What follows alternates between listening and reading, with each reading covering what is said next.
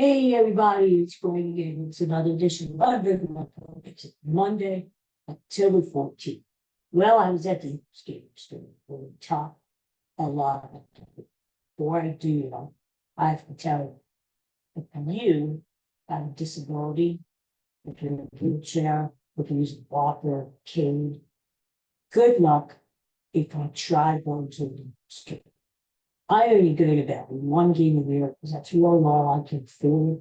And it's really, I'm lucky if I get one game with how fast the tickets go. Anyway, I got my game, which is the Eagles. They do a great job. People with autism, and not autism, I'm nothing against them. People with disabilities, they treat like trash. Second class citizens. Why do I say that?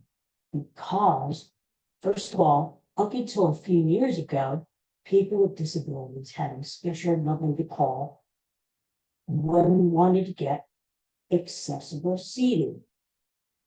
Let's face it, if you have a disability, if you're in a wheelchair, you can't just sit in it, but you just can't sit in it. You need a place where you can see, a place where people are standing up in front of you, a place that is safe and secure for a wheelchair. Okay, there's only so many of those places in Lincoln Furniture. Before, on the days tickets were sold at 10 o'clock, you have to get on the phone just like anybody else. But you called the special number because you were, if you got in time, you were able to get accessible seats. They took that away. For some reason, the people took that away. Now, what you have to do is try getting a ticket. I was told, get any ticket in this movie, even if it's a hotel. Get the ticket. You have to take it to guest services. You have to show that you need special assistance. And then they'll exchange the ticket for more accessible text. That's fine. We've been doing it for the last 2 years. Let's do that. We went to the guest accessible guest services and moved. First of all, we waited an hour to get over 59. That's another story. They won't let me go up first. Even though they don't get to go up to the suites, they won't let people in wheelchairs go up to exchange their tickets. Able-bodied people can walk into the stadium and just go to their seats. People with disabilities, it's harder. You have to exchange your tickets first, and then you go to your seats. Well, good luck getting up to the concourse with the elevators. Very small elevators, not many of them. By the time you get up to the concourse, by the time you navigate through the people, by the time you get to guest services and line, it's first come, first serve. So even if you have a ticket, you may not get an accessible ticket because you didn't get to the window in time. Okay, we got to the window. We were told we had to go upstairs to the second floor. Why, I don't know. Went upstairs, we were told we have to go back downstairs. Went back downstairs. Nobody knows what they're doing at Lincoln Furniture. In fact, I asked to talk to a supervisor who told me, yes, it's a mess. In fact, they had a meeting that morning, yesterday morning, about this exact situation.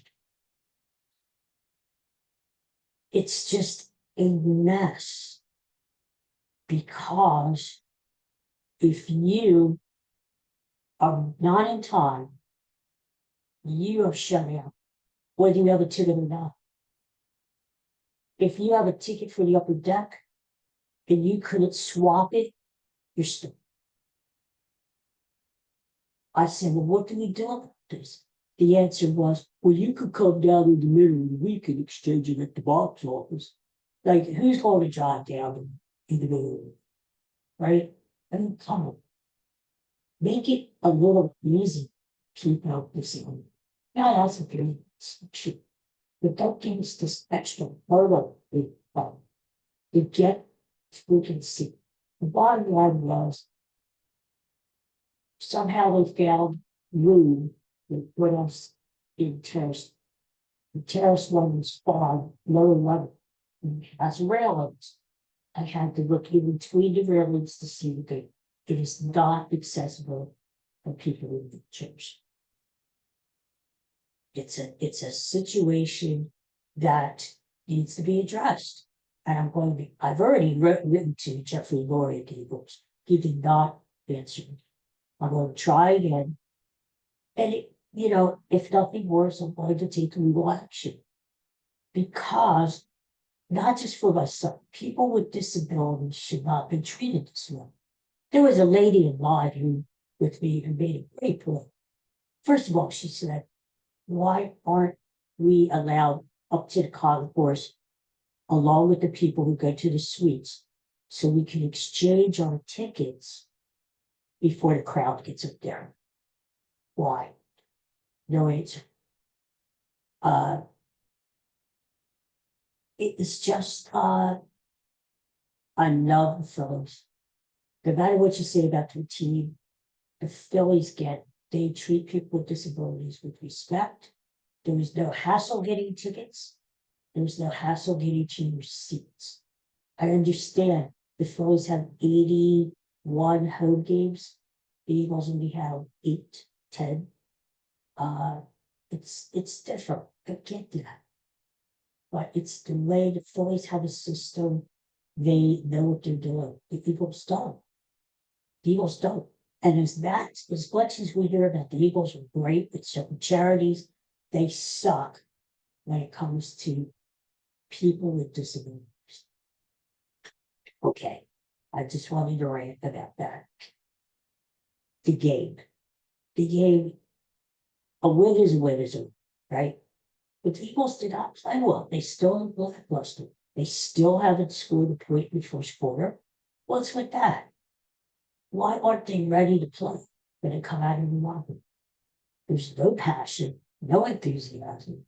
And then at the end of the game, the stupid coach gets into it with the fans, our own fans behind the bench. The hell is wrong with him? And then at the press conference, he's got his kids there. That is meant to answer questions from the press and the media who are doing their jobs, write their stories, so that we, the fans, get information. And then he's up there cursing at the kids and saying, this guy is off wrong. Maybe the pressure has gotten to him. I don't know. But regardless of the fact he shaved his head for some tobacco, well, you're never going to win when you argue with the fans. You're never going to win when you argue with the media. You're just not going to win because the fans aren't going anywhere and the media is not going. But you, as a coach, may go somewhere and eventually will. So it's you can't win in that situation. The Eagles beat one of the worst teams in football by Philippines at home. They just don't look good. I mean, they should be better than what they are. Maybe their personnel isn't what we thought it was. But we do have an A.J. Brown who played great against them. You've got Hurts and you've got Devontae Smith. You've got Saquon. You should score me 12 wins. You should crush a team like the Browns. I mean, the Browns should have won that game. They just got in their own way. That's what bad teams do. But I don't know. Instead of the coach being snippy and criticizing fans and acting like a jerk, maybe he should get these guys to play better. Maybe they should come out of the locker room and play. Right? We played the Giants this year. The Giants suck. It should be a safe and bottom game. I don't know what the Eagles got for it. Just not up there. And you would think about now the championship team, it isn't at the goal, get to the Super Bowl, win the Super Bowl. They will look better than they did. They're winning games, they're 3-2, but they don't really look as like last year, or just collapsed. Why? Why do they look lackluster? Why? Is it the coach or is it the personnel? I Jalen Hurts, to his credit, did not turn the ball loose. That good. He did it. And when the plays were there to be made, he made them. A.J. Brown was 116 yards, touchdown, had a great game. Defense played well, but I don't know what it is. Or is the team being held back by this coach? I don't. To me, the coach just exudes.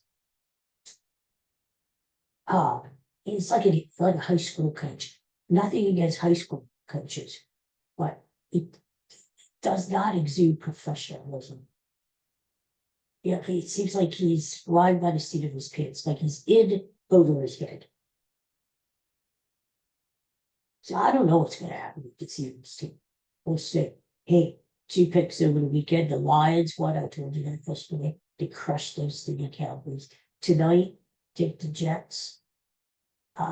Jets are still a point underdogs, but they're getting close to the pick'em game. I see the Jets win tonight. Baseball, the Mets got crushed last night. That was nice to see. The Dodgers were 9-0. Mets aren't that good. Mets aren't that good. I mean, the Phillies just played down to them. The Phillies just choked. Let's be real. The Mets aren't that good. The Dodgers are going to take them.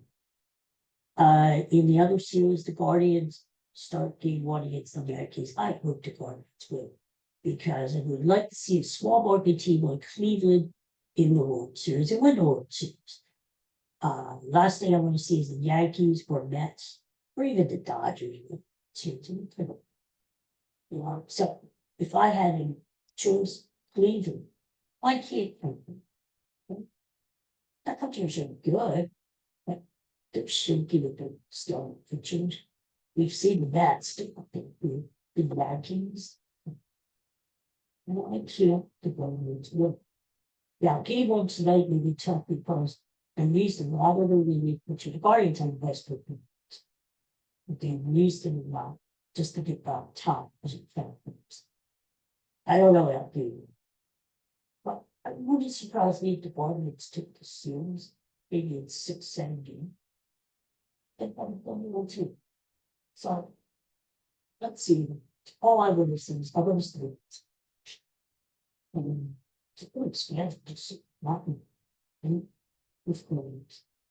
And as I said, I think the Nets one of us generally in the team with Phillies, and I'm a Phillies fan, as you could say, with Phillies church. Everybody will get the shit. It's very windy in Pennsylvania. I feel like I'll be twisted. It's all of a sudden, when this Russian intermediate game down to the 30s, extra banking time too. I don't know. Thanks for listening. Actually, peace and love. See you tomorrow. Take care.